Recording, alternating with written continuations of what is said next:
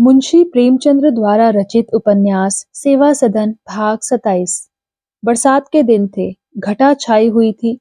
पंडित उमानाथ चुनारगढ़ के निकट गंगा के तट पर खड़े नाव की बाट जोह रहे थे। वह कई गांवों का चक्कर लगाते हुए आ रहे थे और संध्या होने से पहले चुनार के पास एक गांव में जाना चाहते थे। उन्हें पता मिला था कि उस गांव में एक सुयोग्य वर है। उमानाथ आज ही अमोला लौट जाना चाहते थे, क्योंकि उनके गांव में एक छोटी सी फौजदारी हो गई थी और थानेदार साहब कल तहकीकात करने आने वाले थे, मगर अभी तक नाव उसी पार खड़ी थी। उमानाथ को मल्लाहों पर क्रोध आ रहा था। सबसे अधिक क्रोध उन मुसाफिरों पर आ रहा था जो उस पार धीरे धीरे नाव पर बैठने आ रहे थे। उन्हें दौड़ते हुए आना चाहिए था, जिससे उमानाथ को जल्द नाव मिल जाए। जब खड़े खड़े बहुत देर हो गई तो उमानाथ ने जोर से चिल्लाकर मल्लाहों को पुकारा, लेकिन उनकी कंठ ध्वनि को मल्लाहों के कान में पहुंचने की प्रबल आकांक्षा न थी। वह लहरों से खेलती हुई उन्हीं में समा गई। इतने में उमानाथ ने एक साधु को अपनी ओर आते देखा। सिर पर जटा, गले में रुद्राक्ष की माला, एक हाथ में सुल्फे की लंबी चिलम, दूसरे हाथ में लोहे की एक छड़ी, पीठ पर मृगछाला लपेटे हुए आकर नदी के तट पर खड़ा हो गया। वह भी उस पार जाना चाहता था। उमानाथ को ऐसी भावना हुई कि मैंने इस साधु को कहीं देखा है, पर याद नहीं पड़ता कि कहाँ। स्मृति पर ऐसा पर्दा सा पड़ा हुआ था। अकस्मात साधु ने उमानाथ की ओर ताका और तुरंत उन्हें प्रणाम करके बोला, महाराज, घर पर तो सब कुशल है, यहाँ कैसे आना हुआ? उमानाथ के नेत्र पर से पर्दा हट गया। स्मृति जागृत हो गई। हम रूप बदल सकते हैं, शब्दों को नहीं बदल सकते। यह गजाधर पांडे था। जब से सुमन का विवाह हुआ था, उमानाथ कभी उसके पास नहीं गए थे। उसे मुंह दिखाने का साहस नहीं होता था। इस समय गजाधर को इस भेष में देखकर उमानाथ को आश्चर्य हुआ। उन्होंने समझा, कहीं मुझे फिर से धोखा ना हुआ हो। डरते हुए पूछा, आपका शुभ नाम? साधु बोला, पहले तो गजाधर पांडे था, अब गजानंद हूँ। उमानाथ बोले, ओहो, तभी तो मैं पहचान ना पाता था। मुझे स्मरण होता था कि मैंने कहीं आपको देखा है, पर आपको इस वेश में देखकर मुझे बड़ा आश्चर्य हो रहा है। बाल बच्चे कहाँ हैं? गजानंद बोला, अब उस माया जाल से मुक्त हो गया हूँ। उमानाथ ने पूछा, सुमन कहाँ है? गजानंद बोला, दाल मंडी के एक कोठे पर।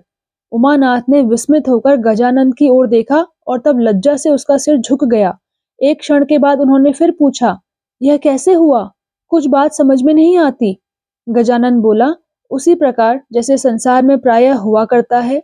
मेरी असज्जनता और निर्दयता, सुमन की चंचलता और विलास लालसा, दोनों ने मिलकर हम दोनों का सर्वनाश कर दिया।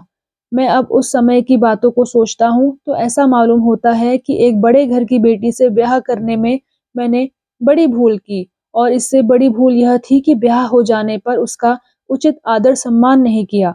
निर्धन था, इसलिए आवश्यक था कि मैं धन के अभाव को अपने प्रेम और भक्ति से पूरा करता, पर मैंने इसके विपरीत उससे निर्दयता का व्यवहार किया। उसे वस्त्र और भोजन का कष्ट दिया।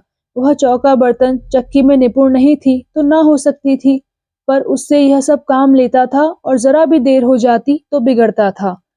अब मुझे मालूम होता है कि मैं ही उसके घर से निकलने का कारण हुआ। मैं उसकी सुंदरता का मान न कर सका, इसलिए सुमन का भी मुझसे प्रेम नहीं हो सका।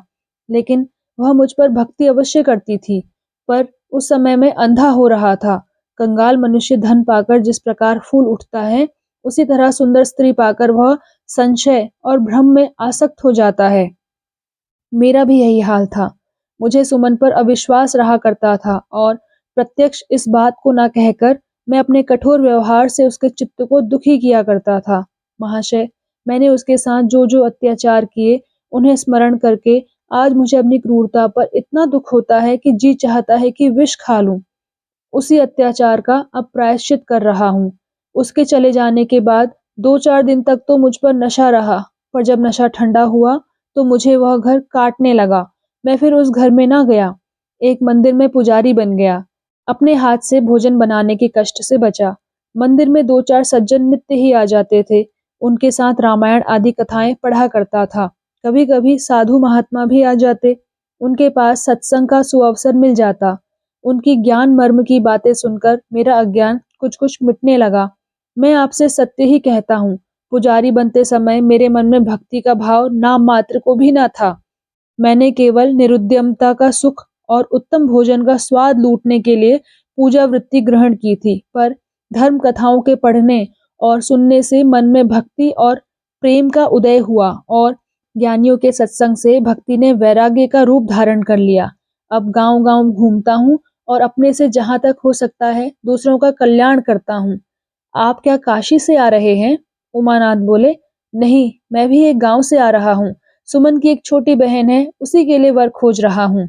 गजानन बोला, लेकिन अब की सुयोग्य वर खोजिएगा।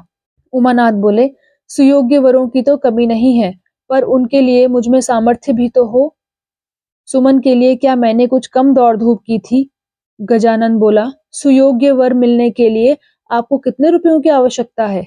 उमानाथ बोले, 1,000 तो दहेज ही मांगते हैं और सब खर्च अलग रहा।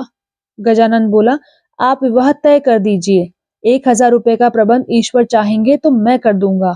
यह भेष धारण करके अब लोगों को आसानी से ठग सकता हूँ। मुझे ज्ञात हो रहा है कि मैं प्राणियों का बहुत उपकार कर सकता हूँ।